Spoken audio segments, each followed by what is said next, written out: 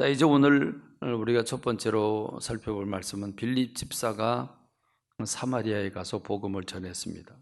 근데 그 성에 큰 기쁨이 있더라, 이렇게 사마리아 성에 대한 보고가 드려지고 올려지고 있는 것을 봅니다.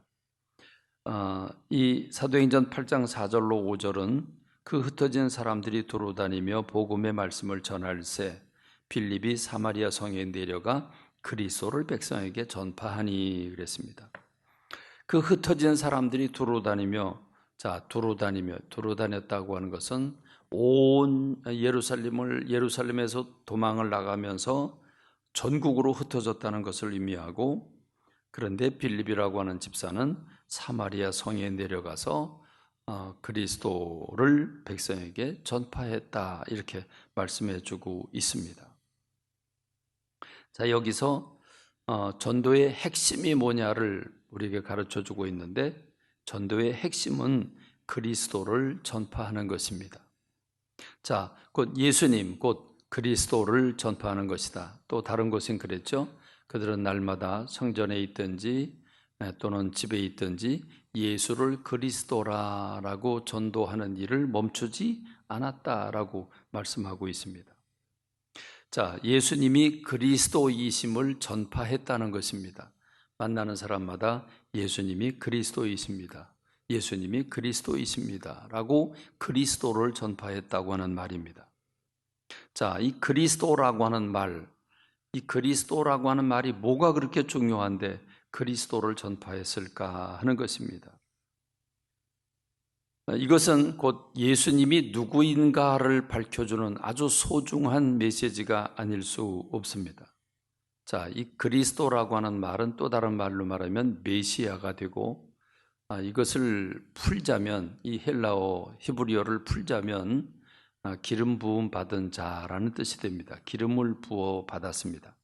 기름을 부었다. 자, 구약시대에 기름을 붓는 사람은 세 종류의 사람입니다. 왕이 되기 전에 기름을 붓습니다. 제사장이 되기 전에, 또 선지자가 되기 전에. 그래서 기름을 부으면 사명자들이 됩니다. 왕이 되고 제사장이고 또 선지자가 됩니다. 그래서 하나님께 붙들린 하나님의 종들이 됩니다. 그런데 예수님이 기름 부음 받은 자다라고 하는 것입니다. 하나님께서 특별한 소명을 부어주셔서 기름을 부어주셨다는 말인데, 이 무엇입니까? 예수님이 이 땅에 어린아기로 오셔서 세상 모든 사람들의 죄를 짊어지시고 십자가에서 죽으사 세상을 구원하기 위해 보냄을 받은 사명자라는 뜻입니다. 예수님이 이 땅에 오셔서 질병과 또는 죄와 또는 죽음의 저주의 그늘 아래서 아파하고 힘들어하고 있는 사람들에게 생명을 주고 치유함을 베풀고 천국을 베풀어 주기 위해서 이 땅에 오셨다는 것입니다.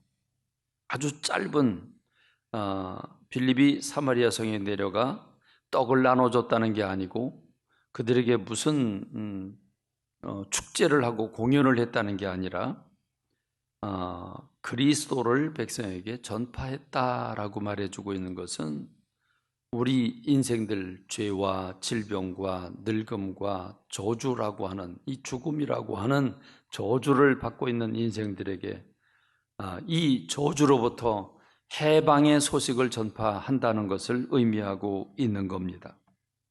그렇습니다. 우리 인생이 이렇게 질병으로 또는 늙고 병들고 죽어가는 이 포로되고 눈멀고 눌린 자들이 인생들인데, 이 인생들을 해방시켜 주시기 위해서 이 땅에 오셨다는 것을 의미하는 겁니다. 특별히 사마리아라고 하는 곳이 어떤 곳입니까? 사마리아에 사는 사람들은 남다른 삶을 살았습니다. 사마리아에 사는 사람들, 가난하고 질병에 찌들리며 특별히 억눌린 삶을 살고 있었습니다. 사마리아 사람들은 우리 보통 사람들이 가지고 있는 질병 또는 이 질병과 또 늙음과 죽음의 저주뿐만 아니라 유대인들에게 미움과 증오를 받고 살던 사람들이 사마리아 사람들입니다. 유대인들은 사마리아 사람들을 본질적으로 싫어합니다. 사마리아에는 유대인이 아닌 이방인들 또는 유대인들의 피가 섞인 혼혈아들이 살고 있었습니다. 그러니까 여러분, 지금 이런 상황입니다. 이런 상황에 빌립 집사가 그 사마리아를 갔다고 하는 사실은 어마어마한 사실입니다. 어마어마한 장벽을 뚫고 들어간 것을 의미합니다.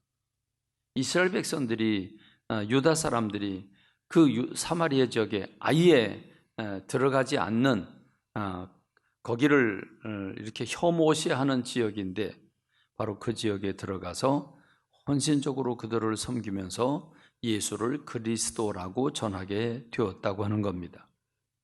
그러면서 예수님께서 그리스도 구원자라고 하는 사실을 그냥 말로만 전하는 게 아니라 그들이 질병의 노예가 되어 있으면 질병에서 해방시켜주고, 귀신의 노예가 되어 있으면 귀신의 압제로부터 해방시켜주고, 안질병이가 있으면 고쳐주고, 눈먼 사람이 있으면 열게 해주고, 이렇게 하면서 그 사마리아 지역에 가서 복음을 전하게 되니까 그동안에 억눌려 있고 아파하고 눈 멀고 포로되고 가난하고 힘들게 살았던, 미움과 증오를 받고 멸시천대를 받고 살았던 이 사마리아 사람들에게 빌립 집사로 인해서 혁명이 일어나게 된 겁니다. 세상이 뒤집어지게 된 겁니다.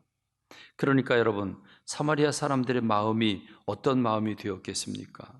그렇습니다. 그 성에 큰 기쁨이 있더라 그랬습니다. 여러분, 이것은 그냥 기쁨 정도가, 한번 웃을 수 있는 기쁨 정도가 생겼다는 게 아닙니다. 그 도시 전체가 통째로 변했다고 하는 사실을 말씀해 주고 있습니다. 빌립 집사를 만난 사람들이 뒤집어져서 그들의 영혼이 달라지고 그들의 인생이 달라졌다는 것을 의미하고 있는 겁니다. 여러분, 지금까지 우리가 세상을 살면서 수십 년 세상을 살았죠. 그러면서 특별히 뭐 달라질 게 있습니까? 누구를 만나면 떡고물은 조금 얻어먹을 수 있습니다. 조금 유리할 수도 있고 편할 수도 있고 조금 즐거울 수도 있습니다. 그러나 이 인생이 통째로 바뀔 수 있는 사람, 그런 변화가 있을 수 있는 계기가 있습니까? 없죠. 특별히 사마리아 사람들은 늘 멸시천대 미움과 증오 속에 살다가, 여러분, 이들이 빌립 집사로 말미암아 그동안에 억눌렸던 모든 귀신들이 떠나가고 그들이 장애로 살게 있던 사람들이 장애로부터 해방을 받고 정말 기쁨의 복음의 소식이 그들에게 들려지자 그들이 어떤 마음이었겠습니까? 그래서 그 성에 큰 기쁨이 있더라라고 표현하고 있는 겁니다. 도시가 통째로 치유되었습니다. 회복되었습니다.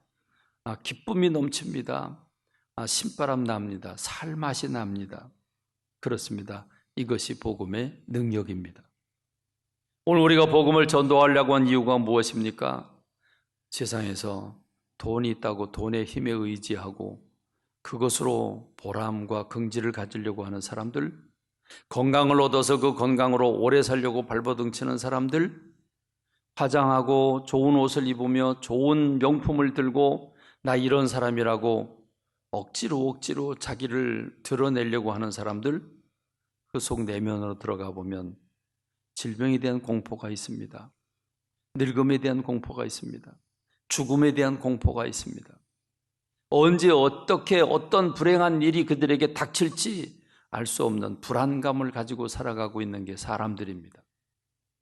우리가 복음을 전한다고 하는 것은 그들에게 그리스도를 전한다는 걸 의미하고 그들에게 생명이, 그들에게 치유가, 그들에게 기쁨과 그들에게 평안의 소식이 전해진다는 것을 의미하는 줄로 믿습니다.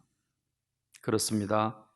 어느 한 사람이든 어느 한 가정이든 직장이든 어떤 동네든 어떤 지역이든 예수 그리스도가 전파되는 그곳에 기쁨이, 세상이 뒤집어지게 되는 줄로 믿습니다.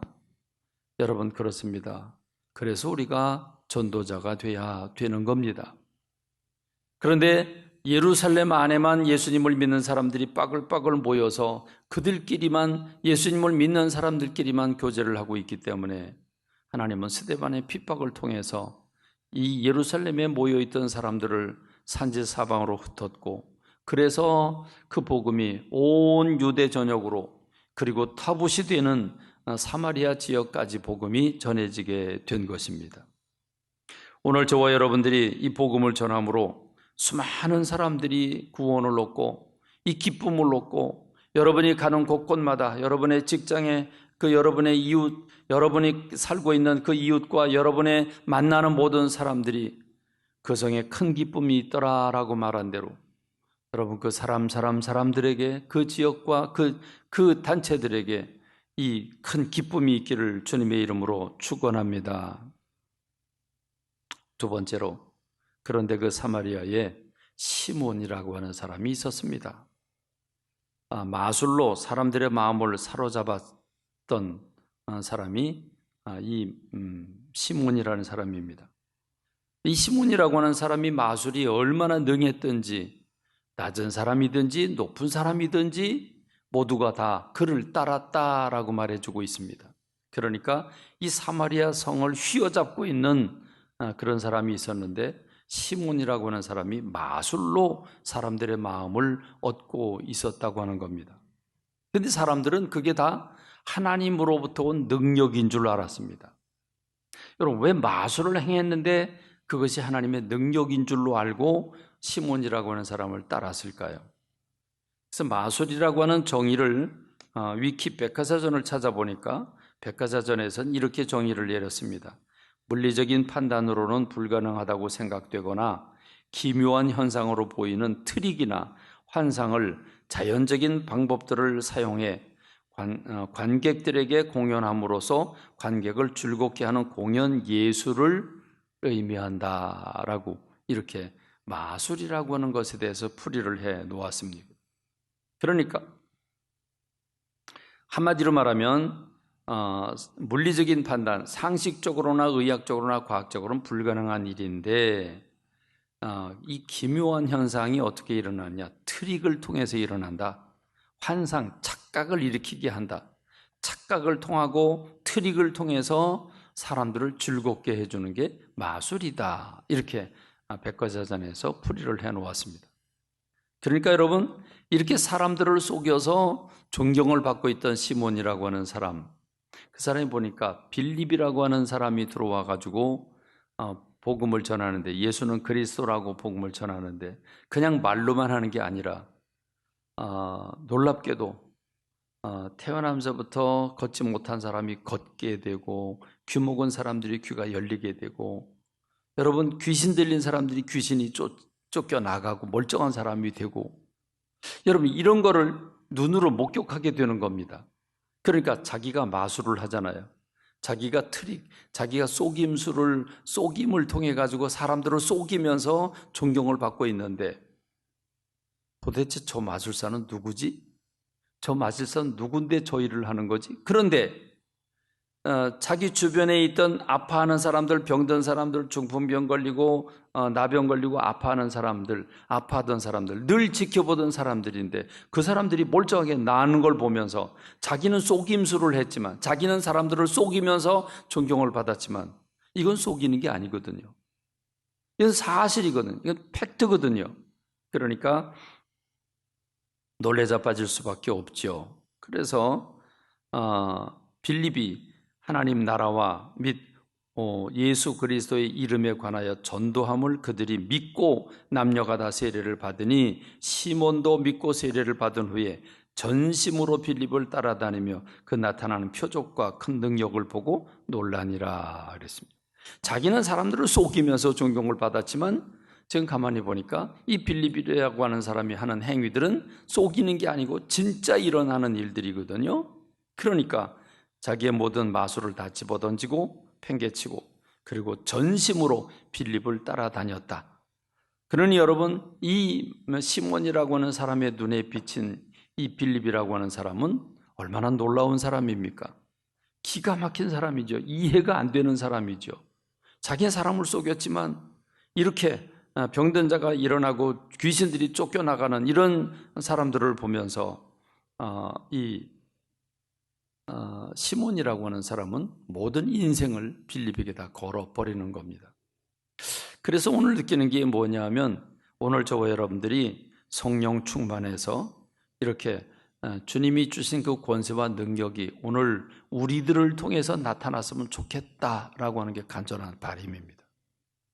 그 다음에 세 번째로, 이 사마리아의 복음이 전해졌다는 소식을 들은 예루살렘 교회가 왈칵 뒤집어집니다. 사마리아의 복음이 전해졌다고? 그 사마리아에 유대인들은 이방인, 특별히 호녀라와 이방인들이 살고 있는 사마리아 지역은 금기 지역입니다. 거긴 들어가면 안 되는 지역입니다. 터부시하고 금기시하는 그 사마리아의 복음이 전해졌다? 뭐야 그게, 말도 안 되는데? 그래서 너무 놀래가지고 그게 진짜인지 알아보자. 그래서 베드로와 요한을 파송합니다. 베드로와 요한이 가서 보니까 빌립 집사를 통해서 놀라운 역사가 일어나고 있는 것 아닙니까? 그래서 베드로와 요한이 그들을 위해서 성령 받기를 기도했다. 자, 이 사도행전 8장 16절은 이는 아직 한 사람에게도 성령 내리신 일이 없고 오직 주 예수의 이름으로 세례만 받을 뿐이더라. 이에 두 사도가 그들에게 안수함에 성령을 받는지라 했습니다. 여러분, 이 사마리아가 멸시천대를 받다가 빌립 집사를 통해서 뒤집어지고 그 성에 큰 기쁨이 있는데, 그런데 이 소식을 들은 예루살렘 교회가 베드로와 요한을 보냈고 베드로 요한이 가서 보니까 놀라운 표적과 기사가 일어나고 병고침이 있고 귀신 들린 사람이 고침을 받기는 했지만 치유는 받았지만 아직 성령을 받지를 못했습니다. 그래서 그들에게 안수 기도를 할 때에 그들이 성령을 받게 되었다 이렇게 말씀하고 있습니다. 한 가지 의문이 남죠. 아니, 빌립 집사를 통해서 성령님을 통해서 놀라운 표적과 기사가 일어났는데 왜 성령은 부어지지 않았을까? 왜 성령은 부어지지 않았을까? 왜 베드로와 사도 두 사람이 안수 기도를 할 때 성령님이 임하셨을까? 여기에는 좀 연구를 해봐야 할 제목들이 있습니다. 그런데 분명한 것은 안수라고 하는 게 무엇입니까? 안수, 병고침은 그 질병을 고치는 것에 초점을 두었다고 한다면 지금 안수 기도를 했다. 성령 받기를 위해서 기도했고 안수 기도를 했다. 안수는 손과 손이 접촉이 됩니다. 머리에 손을 얹거나 등에 손을 얹거나 손을 잡고 손 위에 손을 얹고 기도를 하거나 사람과 사람이 연결되는 걸 의미합니다.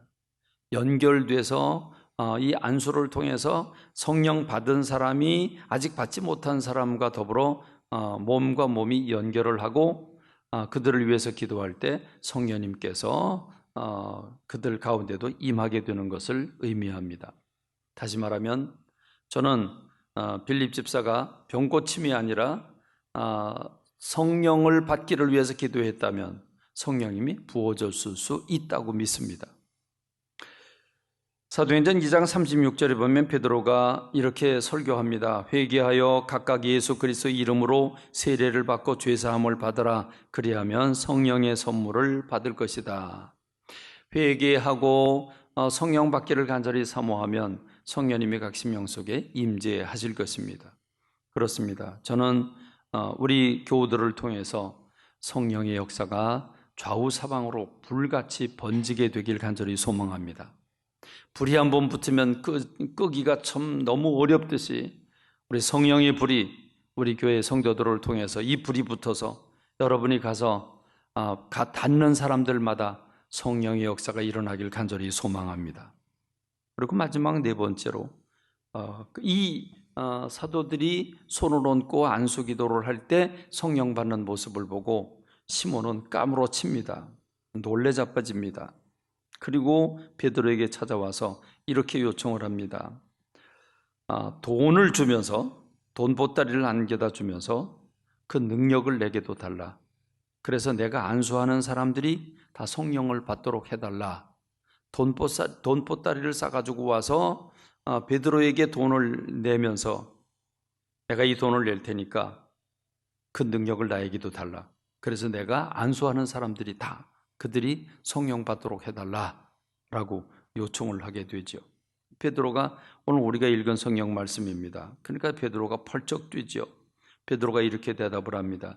내가 하나님의 선물을 돈 주고 살 줄로 생각하였으니 네 은과 함께 네가 망할지어다. 하나님 앞에서 네 마음이 바르지 못하니 이 도에는 네가 관계도 없고 분깃될 것도 없느니라. 그러므로 너희 이 악함을 회개하고 주께 기도하라. 혹 마음에 품은 것을 사하여 주시리라. 내가 보니 너는 악독이 가득하며 불의에 매인 바 되었도다. 이렇게 얘기를 합니다. 여러분, 지금 이 시몬이라고 하는 사람은 자기가 마술사로서 트릭, 거짓, 속임수를 통해 가지고 사람들의 마음을 도둑질했고 존경을 받고 살고 있었습니다. 그러다 빌립을 만났는데, 빌립을 만나서 전심으로 빌립을 쫓아다녔는데, 그런데 제자들 베드로, 요한이 와서 머리에 손을 얹고 안수기도를 할 때 성령이 부어지는 걸 보고서는 거기에 그냥 확 마음이 끌려서 빌립보다 더 높은 사람들이 있구나. 그래서 베드로에게 돈보따리를 안겨다 주는 겁니다. 여러분, 여기서 우리가 무엇을 깨닫습니까? 성령이 값없이 주시는 선물이라고 하는 사실을 우리가 깨달아야 됩니다. 베드로는 성령은 하나님의 선물이다 이렇게 말씀하고 있습니다.